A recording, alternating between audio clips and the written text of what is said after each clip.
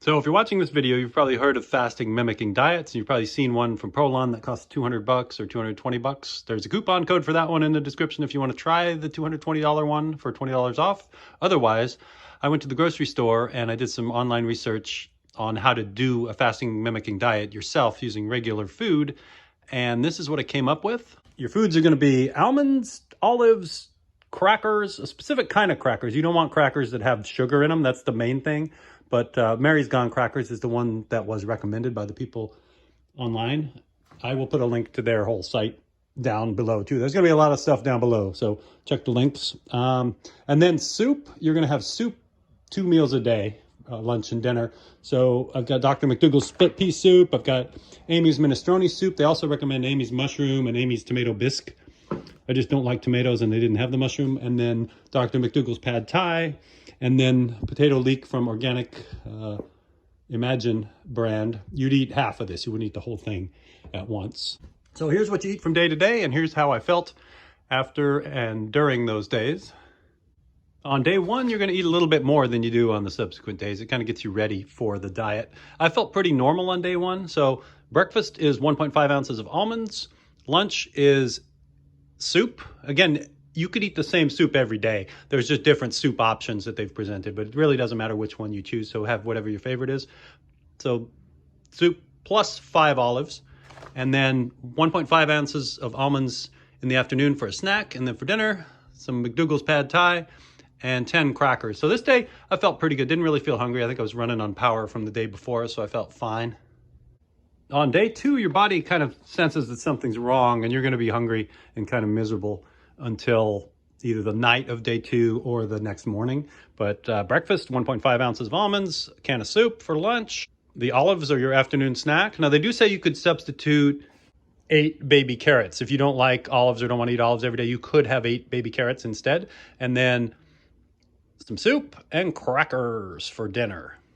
So the first 2 days, I just kind of sat around the house and felt miserable. On day 3, I walked 3.5 miles as a form of exercise and felt pretty good. They recommend you don't exercise when you do this diet, but I exercised a ton on the Prolon diet and I'm gonna exercise on this one as well, and I felt pretty good doing it.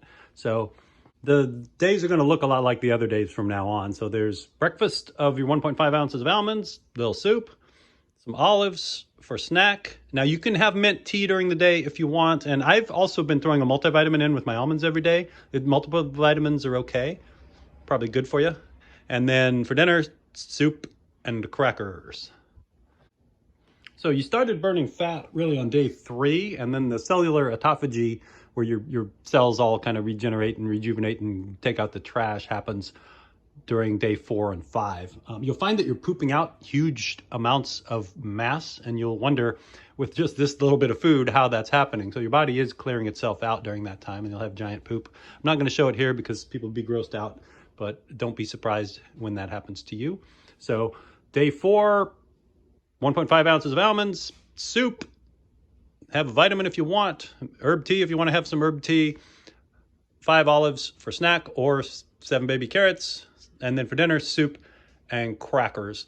And so on day 4, I burnt over 1,000 calories doing a bike ride, probably an hour and a half on the bike, 20 miles, and felt pretty good up until about an hour, and then I was really hurting when I was coming home. Brain feels a little tired on that day. And I think this is where the Prolon people have a little bit of an advantage. They have glycerol that you mix with water with the tea bag in it.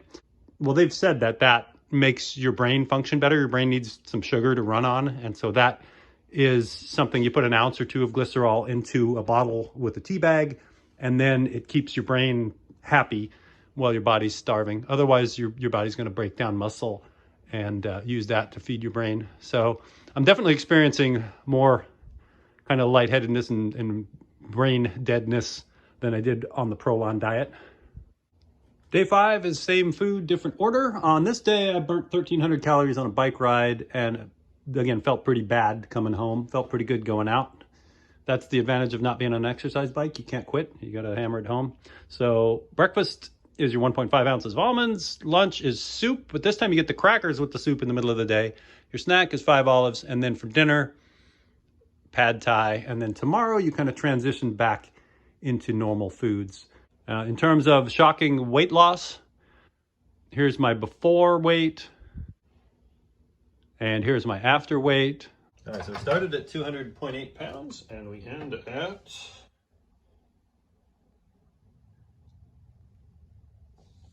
188 even. So that's 12.8 pounds. That's pretty good.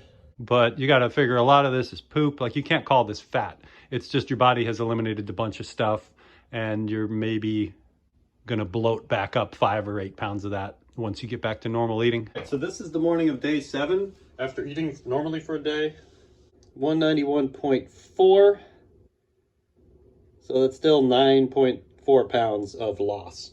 But it's still a great way to clean out, great way to kind of reset your system, shrink your stomach, and make yourself eat less in the next month or two.